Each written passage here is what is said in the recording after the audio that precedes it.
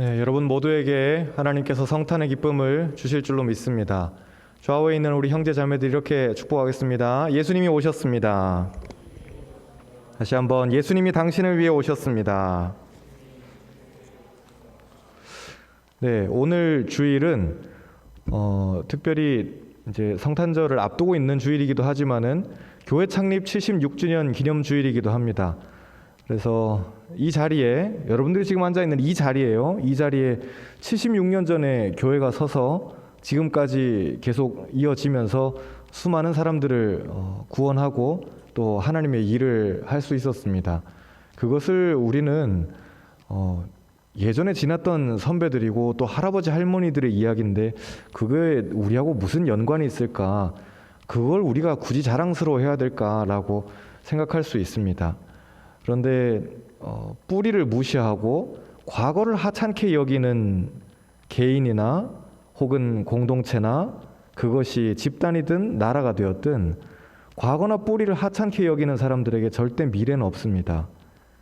우리가 그들에게 최소한의 존중을 그리고 지금까지 교회를 이어올 수 있도록 해주신 하나님의 은혜를 그 위에겠죠. 하나님의 은혜를 꼭 기억해야 됩니다. 동시에 우리도 하나님 176주년이 되었을 때는 내 이름도 기억하게 해주세요 라고 하는 그런 기도를 드릴 수 있어야겠죠. 여러분 모두의 이름이 다 교회의 역사책에 기록이 남기를 바랍니다. 오늘 마치고 나갈 때 이쪽 문으로 나가시면은 그 지난 연도들의 사진들을 새로 업데이트를 했어요. 한번 보시기를 바랍니다. 예전에 있던 사진들은 1950년도부터 시작해서 50년도 사진이 있어요. 50년도부터 시작해서 80년도까지 걸렸다 그러면은 80년도부터 이제는 거의 작년 것까지 제가 찍은 사진도 많이 있어요. 한번 보시기 바랍니다. 그래서 교회에서 이런 일들이 있었구나. 얼굴이 이렇게 저렇게 남으면 이제 영원히 남는 거겠죠. 그래서 교회의 역사에 나도 주님 이름을 남길 수 있게 해주세요. 그것을 영광스럽게 여길 수 있는 그런 안목을 주세요라고 기도할 수 있어야 됩니다. 간식 있으니까 카스테라 준비했어요. 한 사람당 꼭 한 가방씩 그 이상 들고 가셔도 돼요. 들고 가서 혹시 나눠줄 수 있는 분들이 있으면은 주변에 이웃들이라든지 혹은 어르신들이라든지 내가 알고 있는 세탁소 사장님이라든지 족발집 사장님이나 이런 분들 다 나눠주셔도 괜찮습니다. 뒤에 여유 있게 준비해 놨으니까 꼭 가져가시기 바랍니다.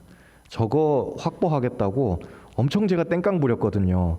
여러분들이 남겨놓으면은 저만 이상한 목사가 돼요. 그러니까는 여러분의 목사를 제발 이상한 목사로 만들지 마시고 꼭 한 사람당 1개 이상씩 여러분들 지금 앉아 계신 분들이 다 1개씩 가져가시면은 딱 맞아요. 근데 꼭 다 가져가셔서 주변하고 나누시든지 가족들에게 전달해 주든지 같이 이렇게 셀레브레이션을 했으면 좋겠습니다.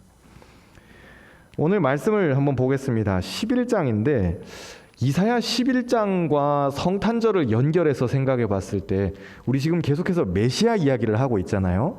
메시아로 오시는 그분이 오시면은 이 땅이, 이 나라가, 이 세계가 그리고 내 삶이 어떻게 변할까라는 그런 이야기를 이사야는 계속해서 하고 있습니다. 1절에 보면 이새의 뿌리에서라고 그렇게 시작을 하죠. 이새 이 줄기에서 한 싹이 나고 뿌리에서 가지가 나고 결실할 것이다 라고 이야기하는데 이새의 줄기라고 했을 때 이 줄기로 번역된 단어는 우리말에서의 이렇게 얇게 올라오는 이런 줄기하고는 사실 거리가 있어요. 이새의 그루터기입니다. 나무가 굵게 이렇게 자라잖아요. 우리 쉘 실버스타인의 소설 아낌없이 주는 나무 한번 생각해 보세요. 우리 친구들 중에서도 아낌없이 주는 나무 많이 있죠. 여러분들 친구들 중에서도. 근데 아낌없이 주는 나무의 마지막에 보면은 어떻게 돼요? 나무가 소년에게 이것 주고 저것 주고 다 주고는 결국에 뭐 남습니까? 뿌리하고 이 그루터기만 남아요. 다 잘리고 뿌리하고 겨우 노인이 앉아 있을 법한 그 정도의 이 둥치만 남아 있는 거예요. 그런데 오늘 말씀에서의 이새의 이 줄기에서 혹은 이새의 뿌리에서라고 하는 단어는 이새의 그루터기에서라는 그 뜻입니다. 이새는 다윗의 아버지예요. 다윗으로부터 왕조가 이렇게 시작이 되어서 쭉 이렇게 이어지기 때문에 이새의 뿔이라고 하면은 다윗의 왕가를 이야기해요. 그런데 오늘 이사야가 예언할 때 이 시점에 왕가는 망했습니다. 북쪽에서 강력한 나라가 내려오고 있고 이제 우리는 얼마나 더 버틸 수 있을까 와들와들 떨고 있는 이런 굉장히 위험한 상황인데, 이사야는 곧 망할 나라인데 이 나라를 상대로 어떤 예언을 하냐?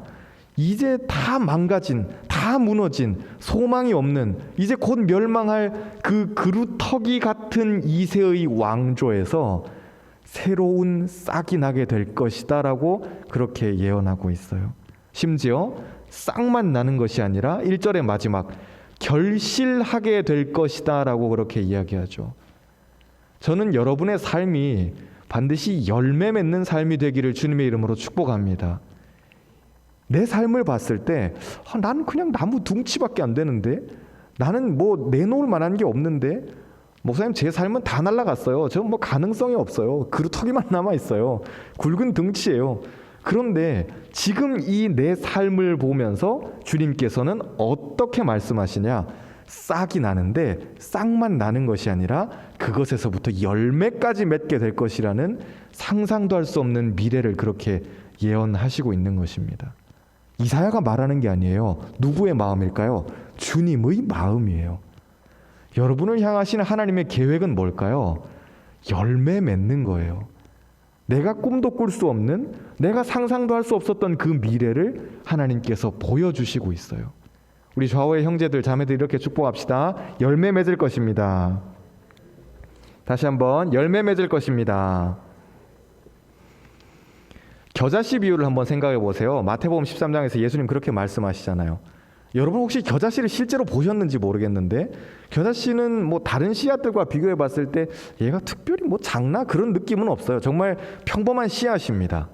그런데 문제는 뭐냐면은, 재밌는 것은 겨자씨는 심고 키웠을 때 그냥 냅두잖아요. 우리 표현대로 그냥 냅두면 어디까지 크냐면은, 요만했던 씨앗이 6m씩 7m씩, 많이 자라는 친구들은 9m씩 커요. 9m 감 잘 안 잡히죠? 우리 교회 종탑이 딱 10m예요. 앞에 있는 종탑이. 그냥 나무를 그냥 냅두면은, 그리고 영양분을 충분히 공급해주면은 요만했던 씨앗이 그만큼 큰다는 거예요. 성지는 환경 자체가 척박하거든요. 우리나라처럼 이렇게 때 되면은 비 오고 뭐 봄, 여름, 가을, 겨울이 잘 지나가고 이런 때가 아니에요. 이런 나라가 아니에요. 그런데 그런 나라에서 7, 8, 9m씩 나무가 큰다는 게 이 이스라엘 사람들이 봤었을 때 쇼킹하게 받아들일 수밖에 없는 거죠. 그런데 예수님께서는 어떻게 말씀하시냐? 겨자씨처럼 시작은 정말 보잘것없었는데 이 나무의 미래가 어떻게 되는지를 주님의 눈으로 봤을 때 그렇게 커진다는 거예요. 이게 하나님 나라가 얼마나 커지는지, 하나님께서 저와 여러분을 통해서 얼마나 큰 일을 하실지를 보여주는 거예요. 저는 큰 거는 별로 관심 없고요. 그냥 소소하게 저가 섬길 수 있는 거나 하면 좋을 텐데, 그것도 좋아요. 우리 모두가 다 큰 사람이 될 필요는 없어요. 우리 모두가 다 재벌이 될 필요는 없고, 우리 모두가 다 인플루언서가 될 필요는 없어요. 그런데 주님께서 꾸시는 꿈은 겨자씨 나무처럼 그루터기에서 자라는 그 열매 맺게 되는 상상도 할 수 없는 미래처럼, 핵심은 무엇이냐? 우리가 상상도 할 수 없는 그 사이즈로, 그 깊이로, 그리고 그 밀도로 우리의 삶을 완전히 바꾸시는 하나님의 능력이라는 거예요. 생명력입니다. 열매를 따요. 그래서 그루터기밖에 없던 내 삶이었는데 거기에서 열매를 따게 되면은, 그거 열매 어떻게 하겠어요? 내가 집에 들고 가서 씻어가지고 다 사과 깎아 먹을까요? 아니에요. 나눠주는 거예요. 그게 바로 생명력이에요. 여러분에게 있는 게 생명이죠. 숨쉬고 있는 푸시푸시하는 이 생명이잖아요. 생명이 진짜 생명이라면은 내가 살아있는 생명을 통해서 다른 사람들이 살아나야지만 그것이 진짜 하나님이 보셨을 때 의미 있는 생명이에요. 나 혼자 밥 먹고, 나 혼자 잠자고, 나 혼자 좋은 옷 입고, 나 혼자 재미있게 놀고, 그건 바울이 이야기하죠. 살았으나 죽어있는 자로다라고 이야기해요. 그건 살아있는 게 아니라는 거예요. 여러분 과감하게 그렇게 딱 보실 수 있어야 돼요. 그냥 죽어 있는 사람이구나. 여러분의 직장에서 만나는 직장의 동료들, 잘 나가는 친구들 많을 거예요. 부러워할 필요가 없어요. 왜 그럴까요? 죽은 사람이기 때문에 그래요. 내 친구들 중에서, 내 선배들이나 후배들 혹은 가족들 중에서 나를 열받게 하고 나를 힘들게 하고 내 질투를 불러일으키는 그런 사람들이 있을 거예요. 그러나 그들을 부러워할 필요가 없어요. 왜 그럴까요? 그들은 죽어 있는 사람이기 때문에 그래요. 진짜 생명이라면 나의 생명을 통해서 다른 이들에게 생명이 전해질 때 그게 진짜 생명이라는 거죠. 결실은 그래서 열매 맺는 거예요. 예수님께서 말씀하셨던 그 겨자씨의 비유도 새들이 그 가지에 깃들인다 그래요. 요만했던, 정말 눈꼽만 했던 요 씨앗인데 이게 커지니까 나중에 어떤 영향력을 미치냐, 이만한 새들이 끼룩끼룩 날아와가지고는 자기 집을 삼는 거예요. 여러분들도 그런 꿈을 꾸셨으면 좋겠어요. 새처럼 갈 데 없는 사람들에게 나는 내가 건물 하나 두 개 해가지고 내가 여기 임대 주고 저기 임대 주고 그럴 생각을 하는 게 아니라, 하나님께서 나에게 건물을 주셨다 그러면은 그 건물 가지고 갈 데 없는 사람들, 가난한 사람들에게 저리로 저금리로 그렇게 나눠주는 꿈을 꾸셔야 돼요. 적어도 믿는 사람이라면은 달라야 되지 않겠어요? 우리가 안 믿는 사람들하고 똑같이 행세하니까 세상에서 전혀 빛을 못 보이는 거 아니겠어요? 참 어려운 일이지만 생명은 그렇게 결단을 통해서 이어집니다. 이 모든 것들이 이새의 뿌리에서 싹이 나고 결실하고 하는 이 모든 것들이 우리가 도대체 하나님의 하시는 일을 어떻게 알 수 있을까라고 하는데 9절 말씀을 한번 읽어보도록 하겠습니다. 9절 같이 읽읍시다. 시작. 내 거룩한 산 모든 곳에서 해됨도 없고 상함도 없을 것이니 이는 물이 바다를 덮음같이 여호와를 아는 지식이 세상에 충만할 것임이라. 메시아가 오셔서 내 삶에 열매를 맺게 하셔요. 완전히 황무지 같았던 내 삶에 오셔가지고, 내 나라에 오셔서, 내 가정에 오셔가지고 그분의 일을 하시는 거예요. 그런데 주님, 그게 어떻게 가능하죠? 이건 정말 말도 안 되는 일인 것 같은데 어떻게 주님 그게 가능한가요? 라고 할 때 9절, 여호와를 아는 지식이에요. 하나님을 아는 지식이에요. 그런데 그것은 그냥 내가 아무개를 알고 지내는 사람입니다 라고 명함 주고받은 그런 수준이 아니라 하나님을 내가 체험해 봤습니다 라는 거예요. 여기에서의 이 여호와를 안다라는 단어는 무엇이냐면은 부부끼리 서로 아는 것을 이야기해요. 남편이 아내에게 자기의 삶을 보여주는 것과 남친이 여친에게 자기의 삶을 보여주는 것과는 많은 차이가 있겠죠. 여자친구가 남자친구에게 자기의 삶을 보여주는 것과 결혼해서 이제 자기의 생얼을 보여주는 것과는 굉장히 많은 차이가 있을 거예요. 그것까지도 사랑하니까는 결혼하는 거겠죠? 그걸 사랑할 자신이 없다면 여러분 결혼하시면 안 돼요. 여러분의 남자를, 여러분의 여자를 그렇게 안아줄 수 있어야 돼요. 그런데 내가 여호와를 안다라고 했었을 때 성경에서 쓰여진 이 단어는 부부끼리 마치 서로 알고 있는 것처럼, 아무것도 가릴 것 없이 부부끼리 서로 알고 있는 것처럼 내가 하나님을 안다라고 하는 거죠. 그래서 똑같은 이야기를 사도 바울은 고린도전서 13장에서 그렇게 이야기해요. 그때에는 주님께서 나를 아시는 것 같이 내가 주님을 알게 될 것입니다 라고 하거든요. 우리 모두에게 그런 거룩한 목마름이 있었으면 좋겠어요. 목마른 거 좋죠. 여러분들이 다 어디에 목마를지 좀 생각해 봤어요. 이 말씀을 준비하면서. 저도 목마른 게 있거든요. 제가 뭐 수시로 말씀드리잖아요. 목사는 왜 벤틀리를 몰면 안 되죠? 목사에겐 요트가 있으면 안 되나요? 뭐 이런 얘기 하잖아요. 할렐루야. 나중에 요트를 저에게 꼭 사주시기를 바래요. 뭐 이런 거, 목사님 양복을, 이런 이야기 하지 마세요. 저는 요트를 원해요. 제가 분명히 말씀드렸어요. 요트 사줘요. 알았죠? 저도 목마름이 있어요. 저도 제 가족들이 있잖아요. 여러분들도 하고 싶은 게 있고 이루고 싶은 꿈이 있잖아요. 그런데 진짜 하나님께서 기뻐하시는 목마름은 무엇이냐면은 하나님을 알고자 하는 목마름이에요. 왜? 그렇게 하나님을 알아야지만 사람을 살릴 수 있거든요. 아니 뭐 세상에서도 하나님 없이도 뭐 좋은 일을 하는 사람들 많이 있는데 좋은 일이에요. 그런데 그 사람들에게 진짜 생명이 흘러가는지는 생각해 봐야 돼요. 복음 없이 빵을 전해줄 수 있죠. 그런데 그들에게 정말로 생명이 흘러가는지는 생각해 보아야 돼요. 복음과 빵은 언제나 같이 가야 되거든요. 하나님을 아는 지식이라고 했었을 때 그것은 체험적인 지식이에요. 그래서 물이 바다를 덮음같이라고 했었을 때 그 물은 생명을 이야기해요.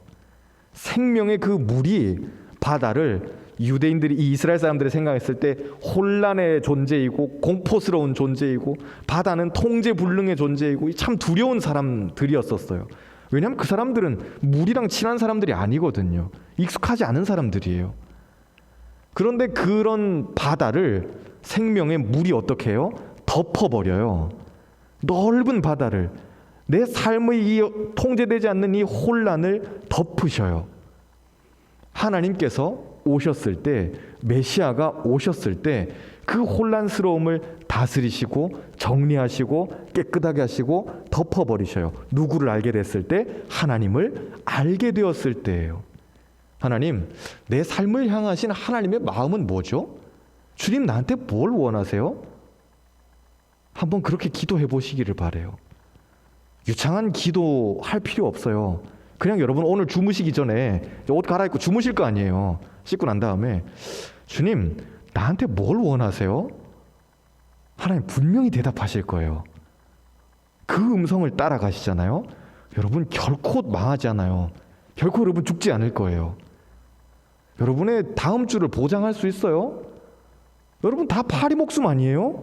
다음 주에 회사에서 오늘까지 나오시고 그만 나오시면 될 것 같습니다. 그럼 다 퇴근이 아니라 영원히 퇴근하셔야 되잖아요. 지금 우리의 목숨들이 다 그런 거 아니에요? 다음 달을 보장할 수 있어요? 1년 뒤는요? 어떻게 그렇게 해요? 물론 그렇다고 해서 한탕을 꿈꾸지는 마세요. 뭐 일확천금, 제발 그런 허황된 거 따라가지 마시고 뭐 주식으로, 뭐 보험으로, 뭐 다단계로 이런 거 해가지고 돈 벌 그런 생각들 하지 마셔요. 그건 빠르게 정말 초고속으로 지름길로 죽는 길이에요. 여러분 제발 지름길로 가지 마셔요. 요즘 세상엔 더더욱 지름길은 없어요. 왕도가 없어요. 자기 길로 가셔야 돼요. 그런데 내가 살 수 있는 길은 뭘까요? 하나님을 아는 거예요. 그분을 아는 지식이 있어야지만 나도 살고 남도 살릴 수 있는 거예요. 아유, 내가 살아야 일단 남을 살릴 수 있지 않을까요? 그러는데 아니에요. 순서가 틀렸어요. 내가 살고 남을 살리는 게 아니라 남을 먼저 살리잖아요. 그럼 나는 자동으로 살아요. 우리가 사는 길은 여기에 있어요. 우리 신당 중앙교회가 이제 나가야 될 길은 뭘까요? 76주년을 넘어서 7주년, 8주년, 이제 80주년도 오겠죠. 100주년이 되면 우리는 어디로 가야 되죠? 남을 살려야 돼요. 교회가 해야 될 일은 다른 거 없어요. 우리만 배 터지게 먹는 게 아니라 저 카스테라 들고 나가가지고 여러분들이 나눠주는 거예요.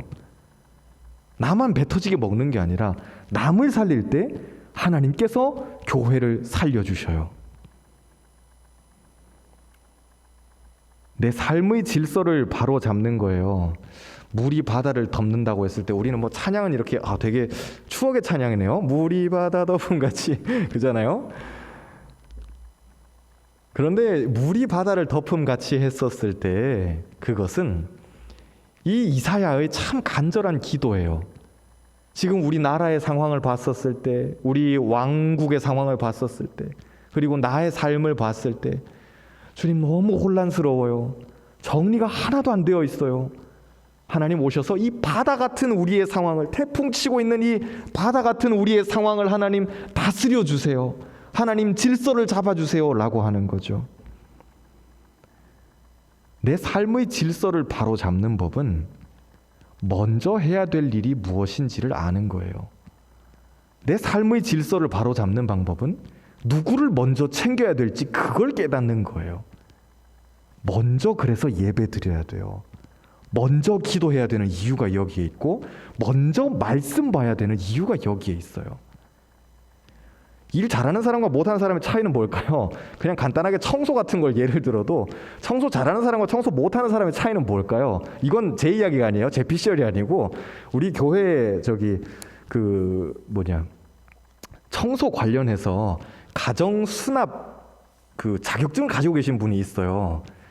가정 이제 가사 일 하다 보면은 냉장고를 정리해야 되는 거, 옷장을 정리해야 되는 거 뭐 이런 거 많이 있잖아요. 여러분들 혹시 듣고 마음이 동하시면 저한테 이야기하세요. 제가 소개시켜 드릴 테니까. 그거 전문으로 이렇게 구청 같은 데 뛰면서 강의하시는 집사님이 있거든요. 그래서 그분이 이렇게 손을 딱 떼 주시면 마치 예수님이에요. 그분이 손을 딱 떼시면은 이 정말 쓰레기장 같았던 내 냉장고가 정리가 되는 역사가 일어나요. 이 말도 안 되는 이게 옷장인지 뭔지 몰랐던, 너 이럴 거면 옷장을 왜 샀니? 엄마한테 맨날 잔소리 듣던 내 이 옷장이 깔끔하게 옷들이 차차차차차 각이 잡히는 거예요. 굉장히 쉽더라고요. 그렇게 정리를 해주시는 분인데 그분 하시는 이야기가 청소도 그렇고 수납도 그렇고 일단 눈에 보이는 큰 거부터, 잘하는 사람들은 큰 거부터, 큰 덩어리부터 해치우는 거예요. 큰 옷이 있어요? 그거부터. 큰 음식물이 있어요? 그거부터. 그게 소분을 해야 되는 것 같으면 소분을 하고, 접을 수 있으면 접는 것부터 먼저 하고, 작은 거 혹은 눈에 안 보이는 거, 디테일한 건 나중에 조금 있다가 해도 된다는 거예요. 그렇게 정리를 하면은 큰 거부터 처치를 해놓으면은 지나가던 사람들도 보고 일이 진행이 되고 있구나, 그러곤 지나간다는 거예요. 일 못하는 사람들의 공통점은, 귀신같이 일 못하는 사람들의 공통점은 자기가 중요하게 생각하는 괄호 닫고 작은 일부터 하는 거예요. 이게 중요하잖아.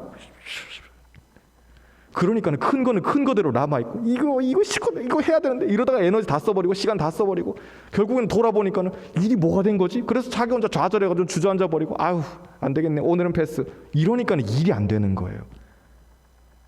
그런데 우리의 삶에서도 정리 안 된 냉장고처럼, 정리 안 된 옷장처럼, 정리가 안 돼 있는 내 삶의 질서, 내년에는 뭘 해야 되지?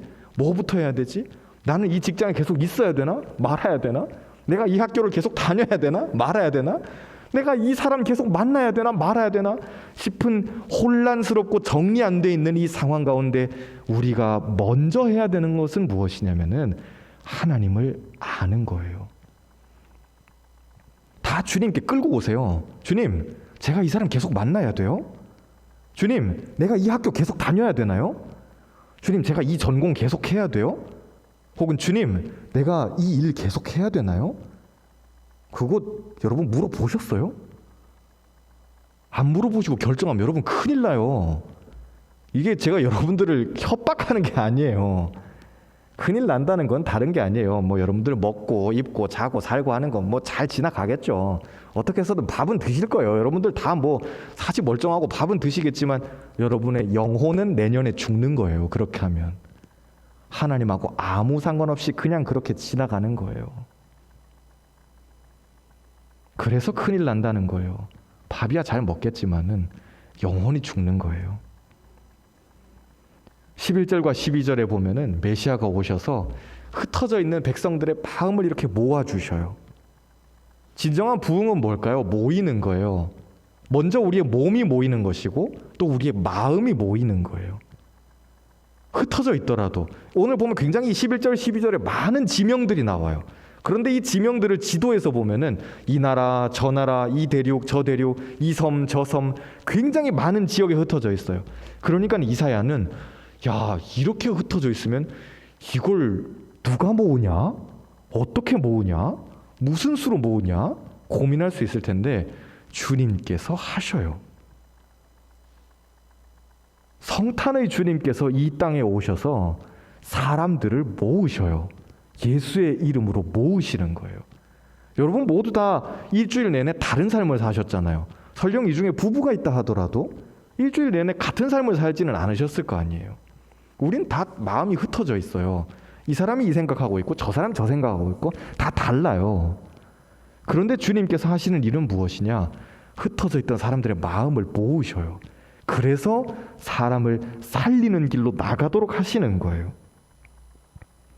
13절에 그때 이 싸우고 있던 사람들, 근데 이 사람들은 다 동족들이에요. 무슨 에브라임을 이야기하고 유다를 이야기하고 그러는데 이 지파들은 다 동족들이에요. 같은 사람들이거든요.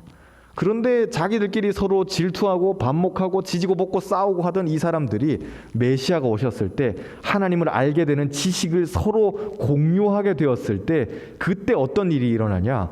우리끼리 싸우는 게 아니라, 우리끼리 반목하는 게 아니라, 우리끼리 쟤는 뭐냐? 이러고 있는 게 아니라 같은 목표를 위해서 나가게 되는 거죠.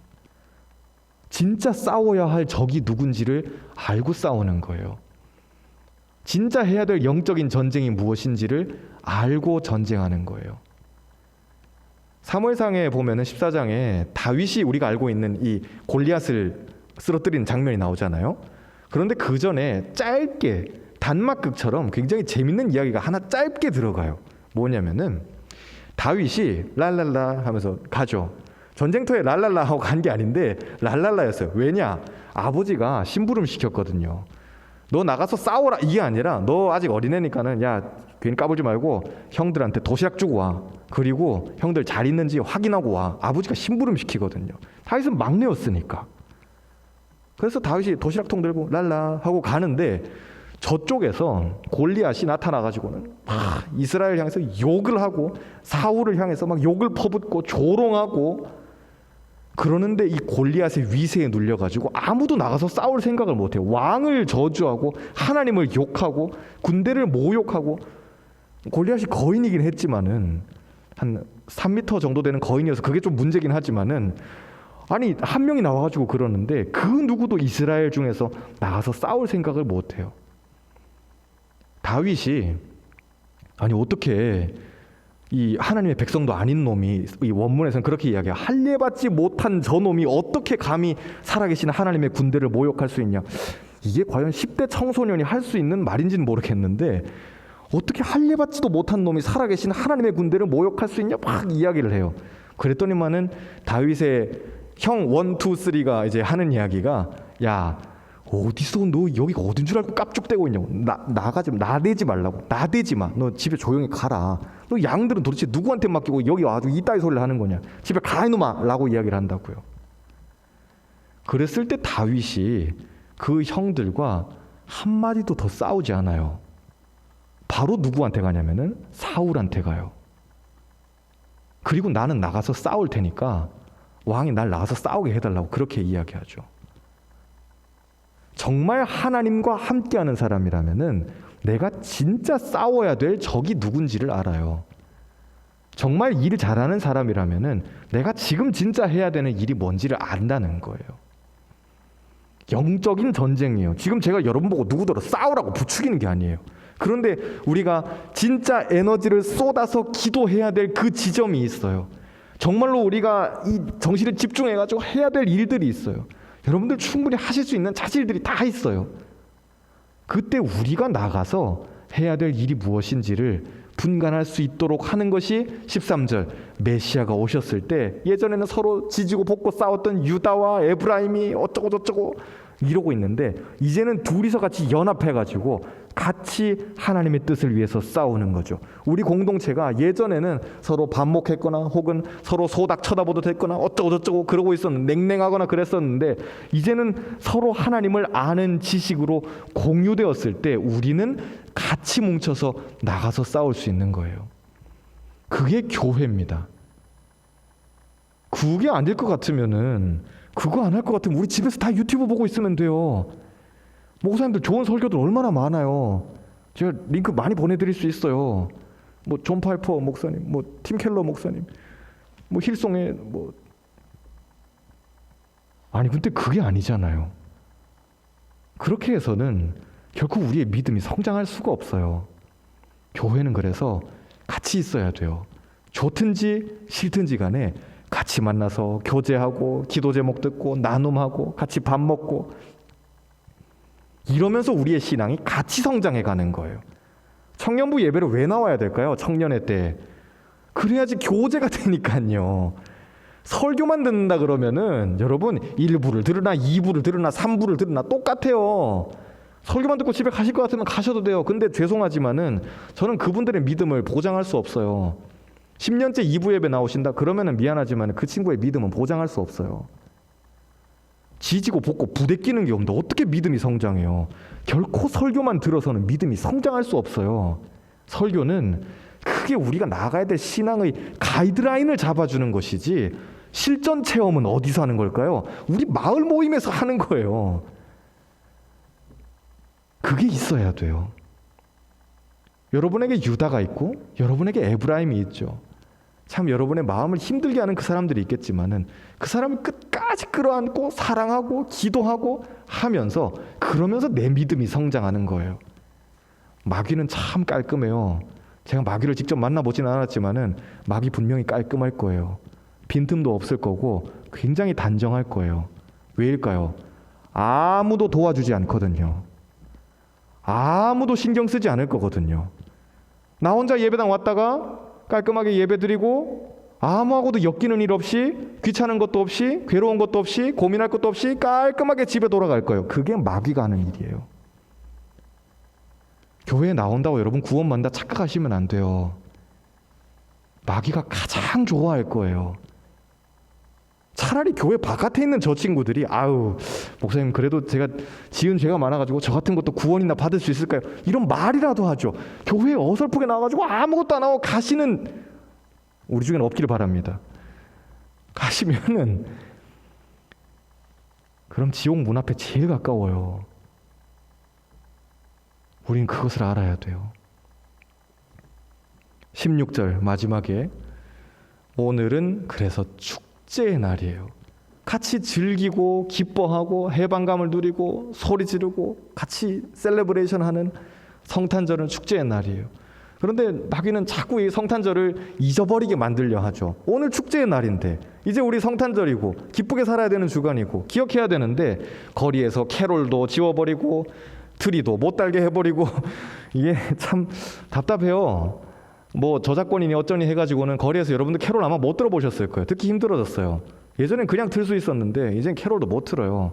이젠 공공장소에서는 트리도 못 달아요. 그것도 법으로 지정해가지고 굉장히 참 교묘하게 그렇게 해놨더라고요. 뭘까요? 자꾸 사람들에게 성탄절이 기쁜 날이라는 것을 자꾸 지우는 거예요. 그래도 잘 모르던 사람들도 성탄절날 와 다 이렇게 해피하게 막 서로 주고받고 선물 주고받고 파티하고 그러면, 야 오늘 왜 좋은 날이야? 라는 생각이라도 할 수 있을 텐데, 이제는 이것도 다 지워버리고 성탄절을 회색으로 만들어버리니까 그냥 뭐 크리스마스는 가보다 라고 하고 넘어가는 거죠. 그런데 우리는 이 시점에 기도할 수 있어야 돼요. 주님, 성탄의 기쁨을 나도 회복하게 해주세요. 주님이 오셨다는 사실이 나에게 기쁨으로 받아지게 해주세요. 말씀을 볼 때 그때 그 주님께서 오셨다는 그 사실이 나에게 확 와닿을 수 있도록, 이새의 이 줄기 같은, 뿌리 같은 죽어있던 나를 주님께서 찾아오셔서 열매 맺게 해주시고, 여호와를 아는 지식으로 충만하게 해주시고 생명으로 채워주시고, 그렇게 해서 하나님의 일을 하도록 하시는 그 일에 나도 꼭 동참하게 해주세요라고 기도할 때 여러분들의 기도가 이번 한 주 꼭 응답될 거예요. 성탄절을 행복하게, 또 이 주간을 기쁨으로 감사하게 잘 보내시고, 오는 토요일이에요. 토요일에 오전에 오셔서 같이 예배드리고 또 기쁨으로 그렇게 나누는 한 주가 되기를 주님의 이름으로 축복합니다. 우리 같이 기도하겠습니다.